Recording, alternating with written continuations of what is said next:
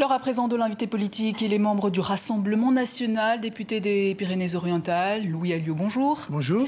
Un mot sur cette actualité, les commémorations du 13 novembre, 3 ans déjà. Emmanuel Macron n'y était pas, le chef de l'État ne veut pas s'enfermer, dit-il, dans la commémoration permanente. Une réaction peut-être ? Écoutez, c'est vrai que l'ancien président avait beaucoup commémoré, on se souvient, et ça devenait pratiquement ridicule. Je pense quand même, cependant, qu'il aurait dû y venir. On n'est pas très loin de ces événements. La menace terroriste existe toujours. C'est la première fois qu'il n'a pas assisté. Et je pense, c'est vrai, mais je pense qu'il est aussi important de montrer qu'au plus haut sommet de l'État, eh bien, la vigilance est encore là et on se souvient et surtout on prépare. En tout cas, on anticipe ce qui pourrait advenir demain. Dans l'actualité également, l'Italie, droite dans ses bottes, refuse de changer de ligne budgétaire pour 2019. Bruxelles avait donné jusqu'à ce mardi midi pour revoir sa copie. Le gouvernement de Giuseppe Conte assume le risque donc de s'exposer à des sanctions financières. Vous comprenez cette position de l'Italie ? Écoutez, la démocratie, c'est le gouvernement du peuple, par le peuple, pour le peuple. Ils ont été élus pour appliquer un programme.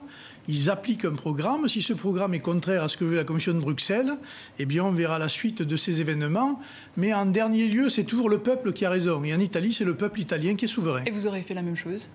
Je ne sais pas, mais je pense que oui, je pense qu'on aurait retrouvé notre souveraineté et que ce ne sont pas des hauts fonctionnaires à la Commission de Bruxelles d'imposer, j'allais dire, des manières de fonctionner à des pays souverains. J'ajoute que le commissaire à l'économie qui donne des leçons d'économie à l'Italie est le même qui, ministre des Finances en France, avait voté des budgets en déficit en dehors des critères de Maastricht. C'est vous dire si... Donc faire payer aux contribuables, finalement. Ben faire payer, non. L'Italie, pour le coup, ils ont un budget bien à eux, qui est en dessous des critères, des fameux critères de Maastricht. Simplement, ils ventilent les dépenses d'une manière que le commissaire ne veut pas. Mais encore une fois, c'est le peuple qui est souverain. L'euroscepticisme, en tout cas le vent aux poupes en Europe, de manière générale, c'est de bon augure pour les Européennes ? Je ne sais pas si c'est bon augure, il faut préparer la suite. Voilà, tout le monde fait le constat, y compris le président Macron, que l'Union européenne est dans une impasse. On le voit bien, plus rien n'avance, le chômage augmente, les entreprises sont en très grande difficulté, il y a le problème de l'immigration. Donc il faut changer de modèle, à la fois économique, social et politique.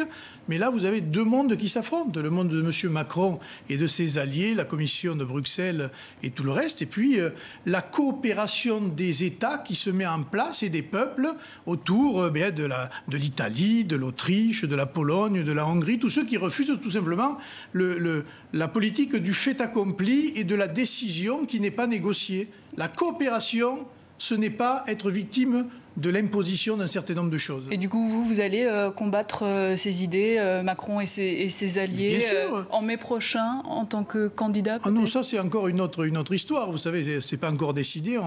On annoncera la tête de liste en janvier, on a encore un peu de temps, mais c'est vrai que deux modèles vont s'affronter, un vieux modèle qui est en train d'échouer et un modèle de coopération, pas de fermeture, de coopération entre les peuples et les États qui me paraît être une manière naturelle de gouverner précisément l'Europe de demain, tout simplement. Vous préférez rester maire de Perpignan peut-être ?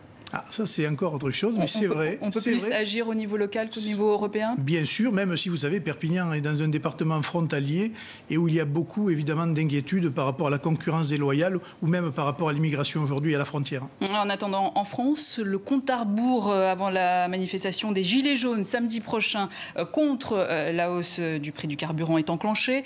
Marine Le Pen a appelé à manifester. Vous serez de la partie du coup ? Je serai de la partie, mais en tant que, j'allais dire, sans signe distinctif, ni écharpe d'élu, j'irai en tant que citoyen et contribuable.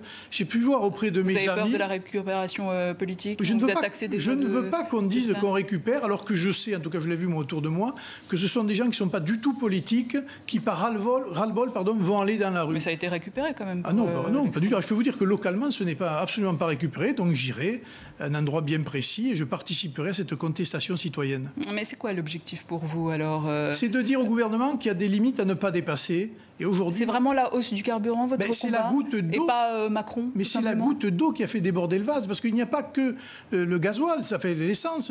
Il y a l'entretien des véhicules, il y a l'assurance, il y a le prix des crédits, il y a les radars, il y a tout ce qui concerne l'insécurité routière. Enfin, je veux dire, c'est un ensemble de choses. Vous ne vous trompez pas de combat dans tout ça? Ah non, pas du tout. Je pense que la voiture, vous savez, aujourd'hui, c'est pas seulement un objet de loisir, c'est un objet de liberté et de travail.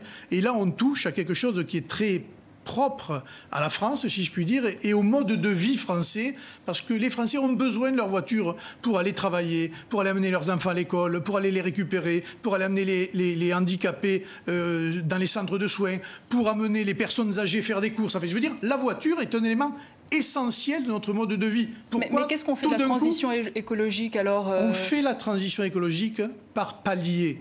On y va progressivement et puis surtout... Mais l'automobile est une urgence, c'est le plus gros émetteur de CO2. Mais à ce moment-là, il faut qu'on propose des solutions alternatives qui n'existent pas, car par exemple, la voiture électrique n'est pas encore adaptée. Il y a l'hybride.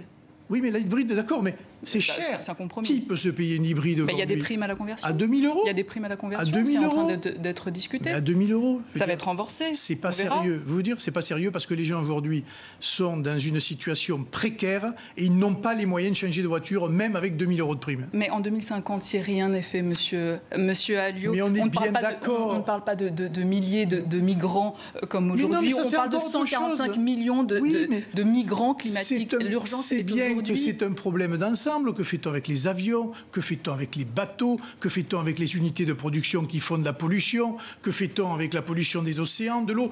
C'est un problème global. Alors agissons globalement dans la coopération des nations et arrêtons de prendre pour cible des gens à qui nous disions encore il y a 5 ans, acheter du diesel, c'est bien. Parce qu'aujourd'hui, on dit, ah ben non, c'est pas bien, ça rend les gens malades. Mais à un moment donné, c'est les pouvoirs publics qui sont responsables de cette situation. C'est pas le citoyen qui, lui, est obligé de vivre. Et pour vivre, il fait avec les moyens du bord. Alors, en attendant, d'autres fuient, d'autres menaces, la menace de Daesh ou du régime Assad.